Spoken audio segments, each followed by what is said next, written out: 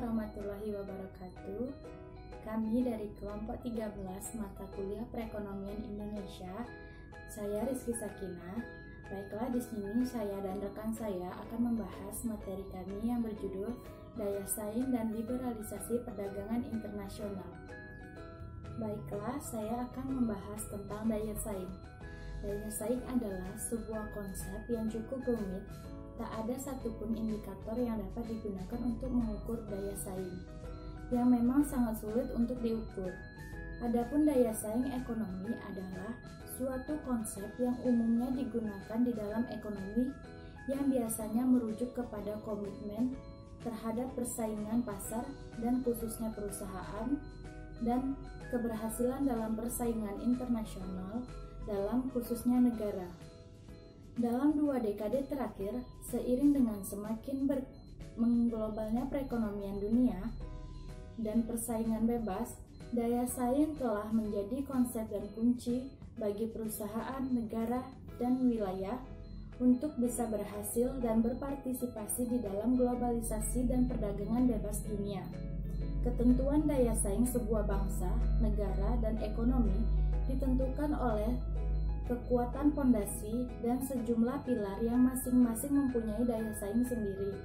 Pilar-pilar tersebut yaitu: yang pertama alam atau fisik, yang kedua perusahaan, yang ketiga inovator atau inventor, yang keempat pemerintah, serta yang kelima yaitu masyarakat.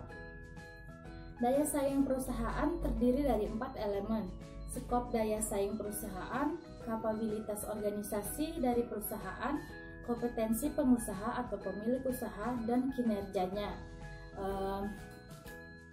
Daya saing memiliki 3 karakteristik, yaitu potensi, proses, dan kinerja. Daya saing dari perusahaan ditentukan oleh banyak faktor dan tujuan yang sangat penting.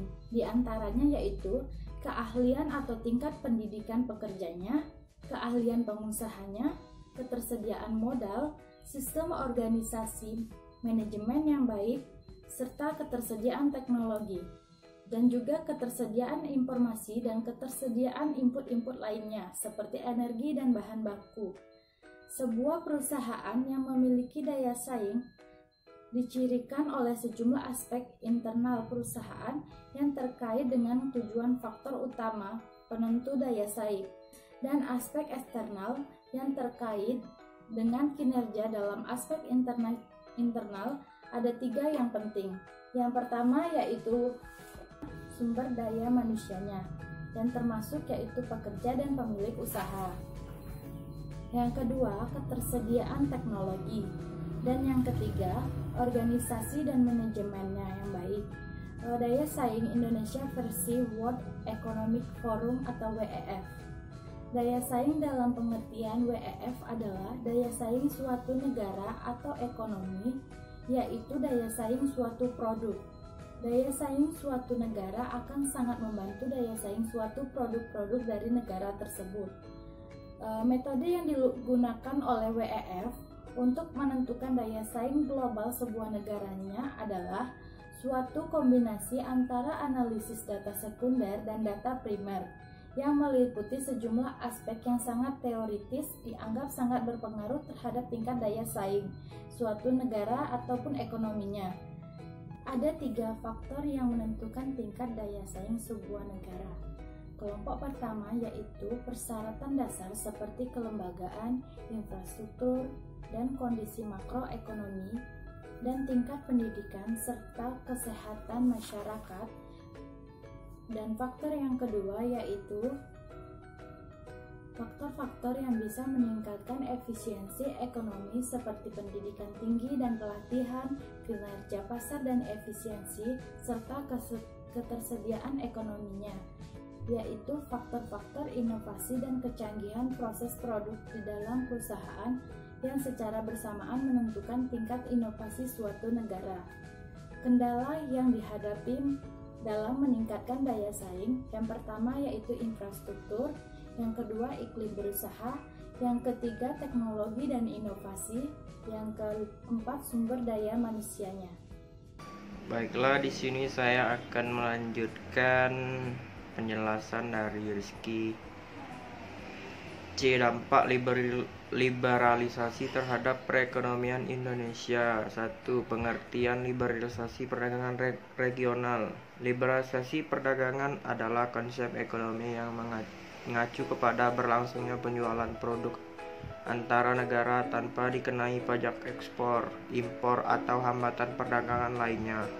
Liberalisasi perdagangan global internasional adalah perdagangan yang dilakukan suatu negara dengan negara lain atas dasar saling percaya dan saling menguntungkan.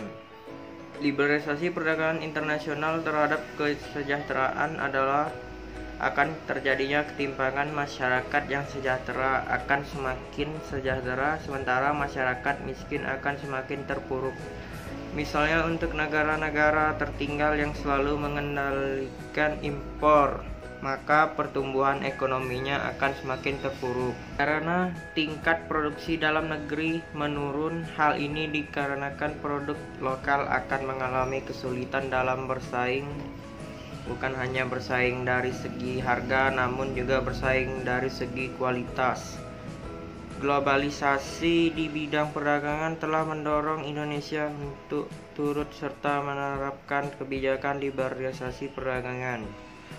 Munculnya pendapat bahwa liberalisasi perdagangan justru akan menurunkan perekonomian. Hal ini menjadi perdebatan karena kebijakan liberalisasi.